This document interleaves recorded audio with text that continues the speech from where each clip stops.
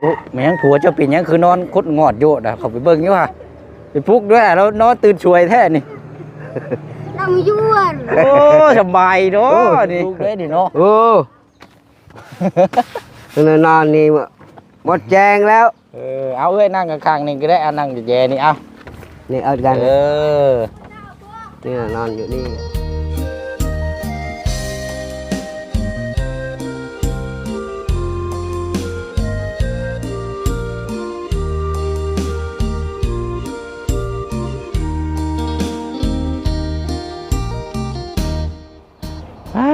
เนาะเอาพี่น้อยหากำมาฮอด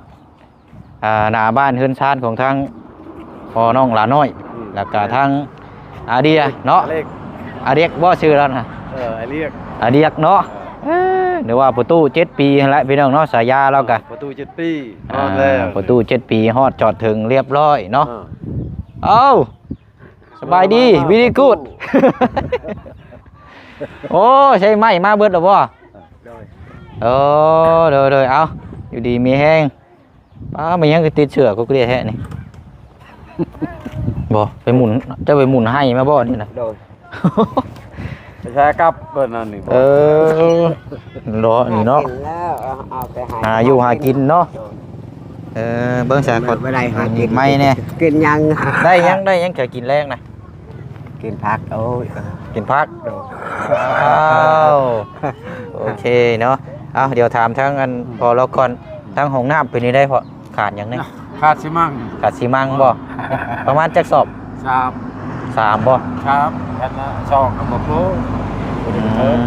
โลเด้อเอาพี่น้อยเนาะประมาณเอา4เด้อบ่3พอดีบ่พอดีเลย3พอดีงามเนาะ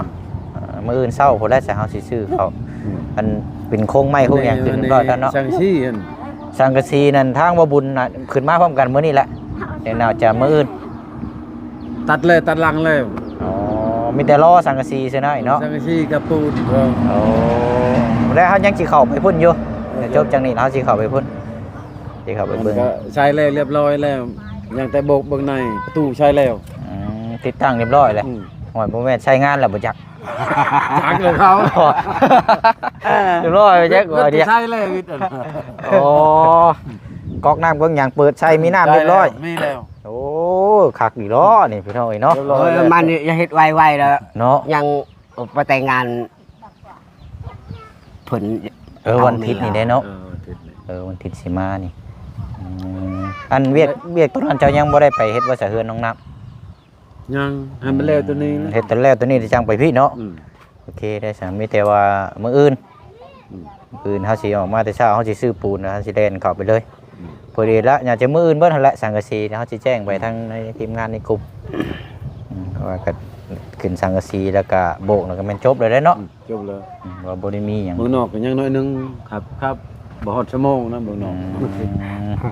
มันเฮ็ดไวๆให้เรียกนี่ไปเฮ็ดเนาะสาบปูนเนาะเคยเฮ็ดอยู่บ่แห้งๆเด้อเนาะ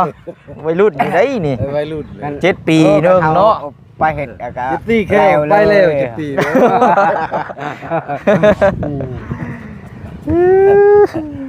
แค่ไปลิดเช้าแล้วไปแล้วไปน้ำผู้สาวแล้วแขวเราอ่ะโอ้cáiรถเลยเท่าอยากชัดชื่อเท่าแล้วเฮ็ดอะไรเฮ็ดให้เฮ็ดชวนก็บ่ได้ให้ขยุนผลบ่ได้ตกเนาะตัวลมเย็นซื่อเนาะแต่ว่าอยู่เซฟโปนตกได้เฮามากินเองตกพอดีปลายลงมาตกบ่ทั่วผ้าทั่วดินนะเนาะคันสิว่ากันปลาปนนี่โอเคสำมีแต่ว่ามื้ออื่นพอเด้อเจ้าไปช่วงประมาณ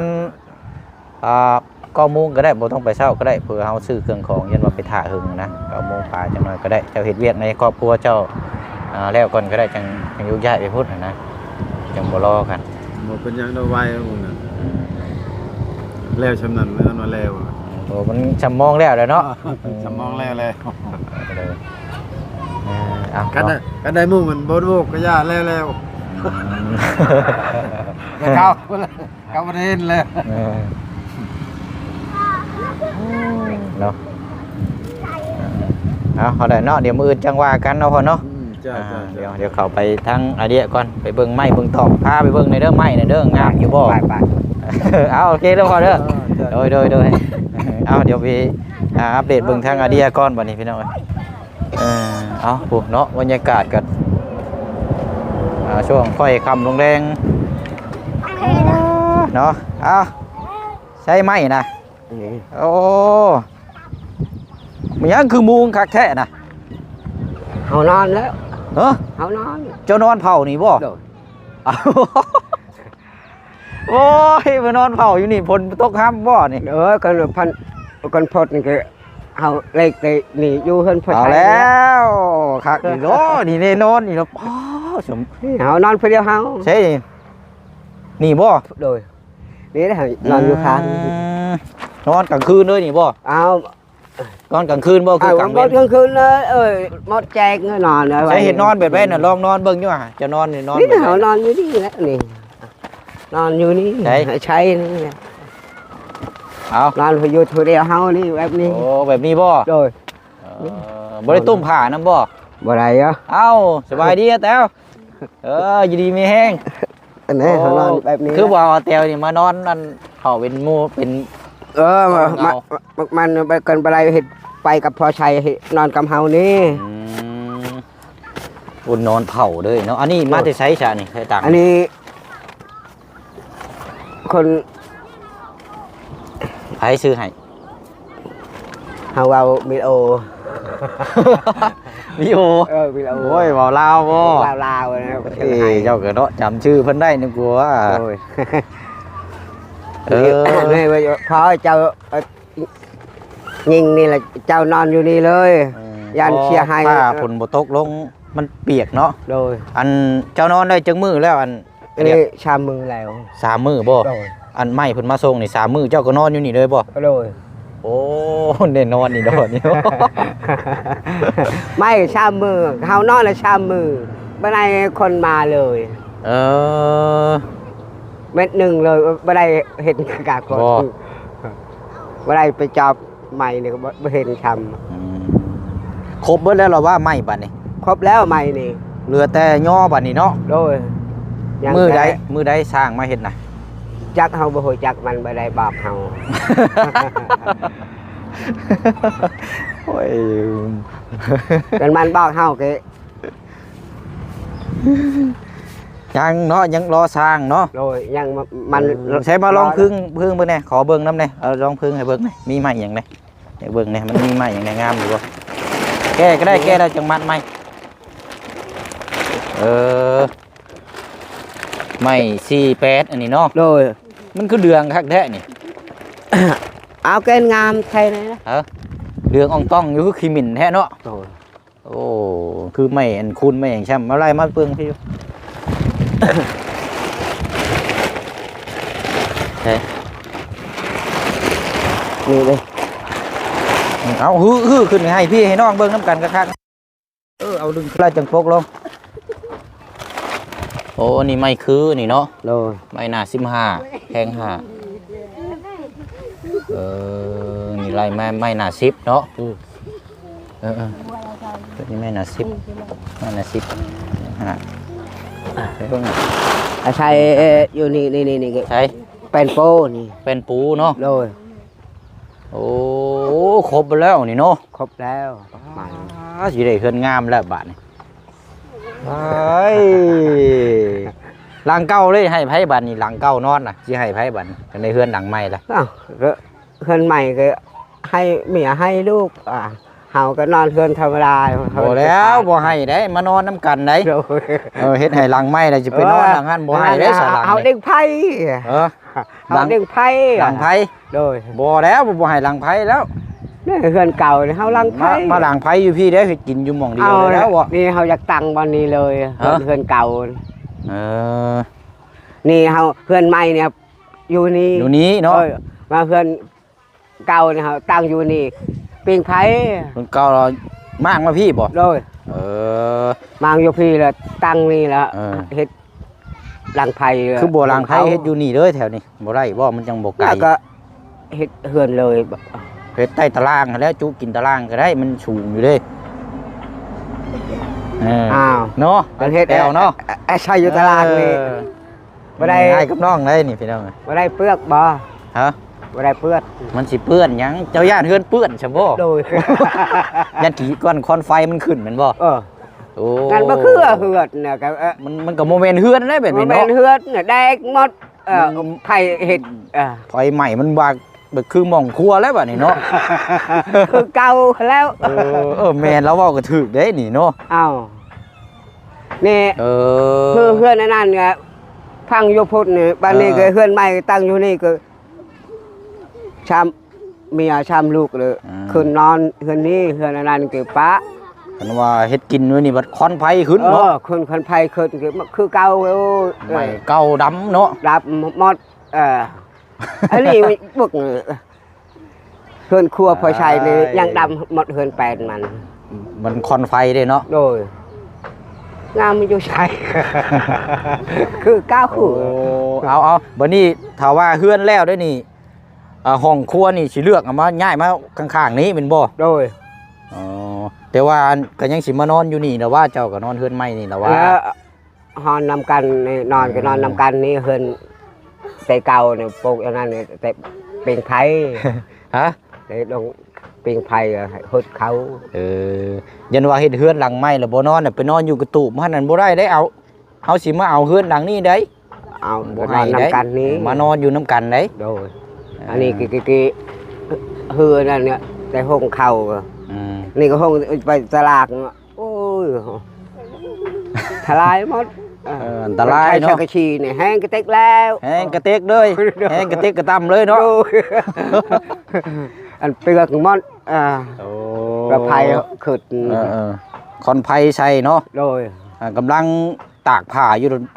คอนกุ้มมันลำมาเลยเนาะ เอาโก โอ้ย บ่ได้โอ้ย บัดนี้แล้วเลยหลังนั้นสิเอาให้ไผ2หลังนะเอา เฮ็ดหลังเดียวนี่แหละ เฮ็ดหลังเดียวบ่ โดย หลังหนึงมากมานี้เนาะ โดย มาเฮ็ดเพิ่นครัว โดย ตัวหนึงมันมากงอก มางออกแล้วอาชัยเอาวะปะอยู่ บ่ยากคันว่าเจ้าอยากย่างมาอยากมางมาเด้อนี่เฮ็ดกระตูบซ้ำนี่บ่นี่เพื่อนน้องละน้อยนี่กระตูบนี่เจ้าเฮ็ดกระตูบซ้ำนี่ตั้งนี่เอาผ้ากระจาดแอมเฮ็ดกระตูบนั่งอยู่หน้าบ้านนี่ก็นั่งกินข้าวอีกคักอีก โดย ผ้ากระจาดเลยยัง10แผ่นบ่เฮามอบให้เด้ยังบ่ทันได้ใช้งานอยู่ โดยไม่ละ โอ้ยังมีหลายอยู่ดอกเนาะกระตูบพอได้นั่งกินข้าวกินน้ำ เฮ็ดเฮือนชำนี้ได้เอาเป็นยังไงอาเตียวไปเฮ็ดอยู่บ่ห้องน้ำมื้อนี่เอ้ย มันพัก อยากไล่เมียเราอ่ะ ยัง อาเตียวอยากไล่เมียเลย ยังอยู่บ่คือว่าอยากอันคบกับผู้สาวผู้ไทยบ่แม่นบ่ โอ้คือคนไปฮู้จัก อันนอกบ่นึงว่าเฮ้ยสาวผู้ไทยน่ะอยู่ไสบ่เตียวว้าว ฮู้จักเฮ็ดได้ เอาคนบ้านเดี๋ยวมันภาษากันบ่มักได้เอาคนผู้ไทยโดดเนาะโอ้คนผู้ไทยนี่ข้าดองเพิ่นกินเอาคุ้ยโดดได้ เอาควายแล้ว บ่ได้เอางัวได้คุ้ยโดดได้ ลายได้นี่เมียเฮาเฮาไปโชว์อยากได้52ล้าน 52ล้าน อยากได้แม่พ่อแม่มันแต่ควายตัวหนึงแต่ล้านนึงเฮาเอานี่ไปกับเฮาเพราะใช้นี่ ไปขอ50ล้าน52ล้าน โดย เดี๋ยวได้คุยตัวหนึงสุดท้ายเลยพรเงินอัน1ล้านกิฟต์ โดย โอ้ยเอาปกไว้วันนี้ อยู่กับเฮาก็เฮ็ดชวนเฮ็ดให้กันมือเฮาได้เฮาชงกันมือบ่มีได้ยาแล้ว ก็มันบ่ได้สงเนาะ โดบ่ได้ชกก็อยู่นำกันกินนำกันแล้ว แม่นั่น บ่ แล้ ได้ ว เสีย เนาะ หาย อ่า เฮาบ่ได้หายเมียบ่ได้หายเฮาอยู่นำกันได้ลูกได้เต้าเลี้ยง นั่นแหละ ความกินความอยู่อย่างนั้น กินคมอยู่ ปากอยู่กับท้องเนาะ โดย เอาปกไว้เดี๋ยว โอ้ยมะแรงนี่ฝนสิตกห้ำแล้วนี่ เอ้า ฮะ วาดนี่ก็จากฝนตกนี่เฮา ละเกินพอใช้นี่อยู่ โอ้เนาะนี่นอนนี่เนาะ โดยนี่เฮานอนนี่ ครับสิล้อนี่เนาะ กันมาได้นอนนี่ได้ตัวหนึ่งนี่ก็ ราคาตัวหนึ่งนี่ราคา200,000โอ้ย เบิดนี่เท่าไรไหมนี่ จักเฮา จำราคาได้บ่ เฮาบ่ได้นับ ซาวปลายล้านผู้ใดนี่นะ โดย บ้าบ่ได้แม่นนิดหน่อยได้หาเงินเพื่อสิได้ซาวปลายล้าน โอ้ยพอแหงบ่มีทางเข็นนี่บ่มีไม้ เฉพาะไม้นี่ซาวปลายล้านบัดนี้คิดเบิ่งอันเดียกเสาก็อีกราคาหนึงค่าจ้างก็อีกราคาหนึง โดย เธอสิแล้วเฮือนหลังนี้นี่เกือบ100ล้านนั่นหลังนี้ 100ล้านแล้ว บ่อยู่แล้วรวมที่ดินอีกนี่เห็นบ่นี่ที่ดินก็10เท่าไร16ล้านปลายแหละ โดย โอ้ยหนักเนาะ หลักโอ้ย เอาเนาะดีแล้วเดี๋ยวได้เฮือนชานอยู่แล้วก็สะดวกสบายบ้านนี้เนาะ ได้นี่เฮามีแหงโอ้ย มีเพื่อนมีชันอยู่ ไปทางใดก็ย่างอยู่เฮือนชานเฮาเลยเนาะ โดย อืมดีแล้วเนาะทางนี้กับปกเบิดคักแกบ่ โดยเฮามัดหมดนี่ เออ เฮาใช้นี่ ปกไว้เนาะ โดย เนาะมันถึงน้ำถึงอย่างเดียวมันสิคดมันอย่างเบี้ยว โดยแล้วก็นะ อืม แดดนี่เฮายานมีมันแดดแห้งนี่เฮายานมีมันพาก แม่น ก็นะไม่อ่อน อันนี้ไม้กระเจ้าหากระพามาได้อันนี้นะ โดย นี่มันบ่แม่นไม่อันนั้นได้เจ้าเบิ่งดีๆนี่ ไม้ยังมีกลิ่นหอมอยู่เลยนี่ เจ้าลมมึงยังหอมอยู่บ่ยังมีกลิ่นไม้อยู่บ่มีกลิ่นบ่ บ่มี อ้าว หอมหมดนี่ คันว่าไม้มันมีกลิ่นนี่แสดงว่าไม้ยังสดเพราะว่าไม้ดิบก็มาผ่าได้ยังบ่ทันได้มันแตก ก็มันยังอ่อนแบบนี้คือ ถ้าเลี้ยงไว้บ่ครั้งมันบิดได้เบี้ยวสิเด้โค้ง โดย เฮ็ดเฮือนก็บ่งาม อันนี้ก็เฮามัดหมดเฮาใช้ เบี้ยวเด้จำอยู่หรอกหมอลำซิ่งจ้ะ นี่โอ้ยหามัดหมดใช้ เฮาเปลี่ยนอีกนี่บางโง่ๆนี่เฮาเปลี่ยนหมดเฮาเปลี่ยนเฮาใช้ใช้นอนนี่เลย เอาดีแล้วบ่แรงนี่ก็นอนอีก มื้อแรงเลยนอนอีกโอ้ก็บ่ได้นอนขี้ เบิ่งได้ผ้าฝนตกแห้งอย่าไปนอนเด้อมื้อนอนเฮือนหมดเด้อ โดย ลายได้ผ้าฝนตกแห้งอย่าไปนอนปรับเอาได้ผ่าแสงผ้าลงมานั่นโอ้ต่ำเลยฮะลายได้ นั้นเฮานอนอยู่คืนนี้ โอ้มียังนะ ยุกให้เลย เฮานอนโอ้ไปโมบ่ได้ไปบ่เห็นทำฮอดโมก็บ่เห็นช้ำโป้เจ้าโดย เอาคนไปใช่เบิด ไปปด เพิ่นบ่ได้เข้ามาบ่ บ่เห็นเล เพิ่น ย เมื่ออันเบาวิดีโออันเจ้า เมื่อบ้าน เมื่อบ้าน โดย เมื่อบ้านมันเอาขอบเรียกเฮาอยากเมื่อแล้วนี่เฮาคิดฮอดเมียดีใจแล้วกันได้ลูกได้เต้าคือเจ้าเบิ่งเนี่ยบอลเจ็บบอลไข่เจ้าทามลูกพ่อแม่เอาดีแล้วเนาะ โดย เอาเจ้านั่งอยู่นี่ท่าเด้อ โดย เอาไปเอาอันนั้นมาให้ก่อนนี่นางนอนท่าอยู่นี่ตุ้มผ้าอยู่นี่ท่าเด้อ โดย เดี๋ยวมา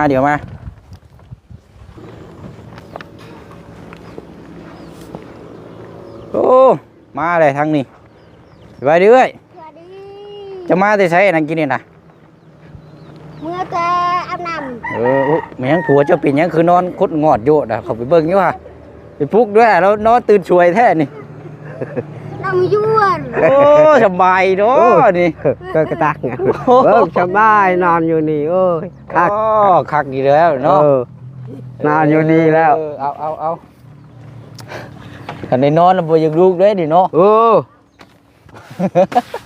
นอนนี่หมดแจงแล้ว เอาเอ้ยนั่งข้างๆนี่ก็ได้เอานั่งแย่ๆนี่เอา นี่เอากันนี่นอนอยู่นี่ เอา ลูกพอ มันบ่เจ็บบ่โตบ่จะนอนอยู่นี่นะ บ่ได้ บ่ได้ปวดหลังปวดแอวบ่ โดย ได้อยู่ดอกเนาะ ได้อยู่นอนอยู่นี่ เอา แต่บ่เห็นเฮาลูกแต่นอน ไปเมื่อแต่ให้โอ้ยอายก็บ่ได้มาบ่เห็นเบ้อเข้าไป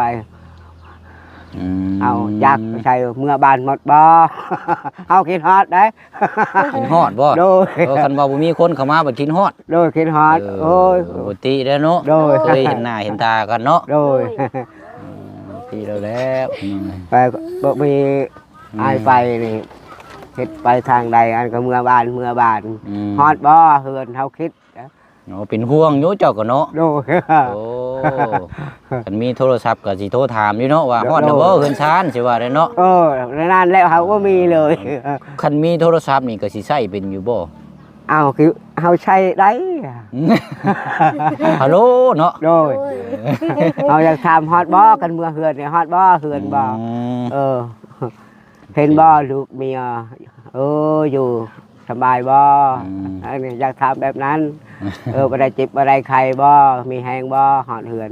อันนั้น เอาเนาะถามด้วยความเป็นห่วงเป็นใยเนาะ โดย ดีแล้วเดี๋ยวบ่แรงนี่นอนอยู่นี่อีกเนาะ โดยนอนอยู่นี่แหละ โอเค ก็ไปนอนเลยยันเชียร์นี่ เอาสะนอนเผาดีๆเด้อ โดย ระวังเป็นเฮียเป็นหายได้ โดย คันว่ายินเสียงหลังก็ลองคองแข็งน่ะลุกดูได้ปุ๊บวับดูเด้อ โดย บ่ให้นอนได้กอกอยู่ได้ได้ โอ้ยนอนตายนี่แล้ว โอ้ยเนาะโอเคเอาซะเอาของปากของต้อน โดย ปลาเขาคุกเด้อ โดย ปลากระป๋องเขาได้แบ่งกันกินเด้อ โดย เอาไม่ใช่ว่าได้เฮาสิเดินทางไปหาทางน้องน้อยก่อนมื้อนี้เด้อมื้ออื่นจังว่ากันเนาะ โดยมื้ออื่นจัง เอาสบายดีเอ้ย โดย บาดเดียเด้อ ไป โอ้ยเอาไปเนาะ โดยอย่าเจ็บอย่าไข้เลย ไปตามนั้นแหละบัดนี้พี่น้องเนาะมื้อแรงกันนอนเผาอยู่นี่อีกมื้ออื่นจังมีโอกาสวันเวลาแล้วจังเข้ามาเยี่ยมมายามเราอีกเนาะอัปเดตเบิ่งนํกันอีกเนาะมีแต่ว่าก็สิได้ล่ำลาไปอีกคือเก่าคือเดิมเด้อเนาะเวลาเฮาก็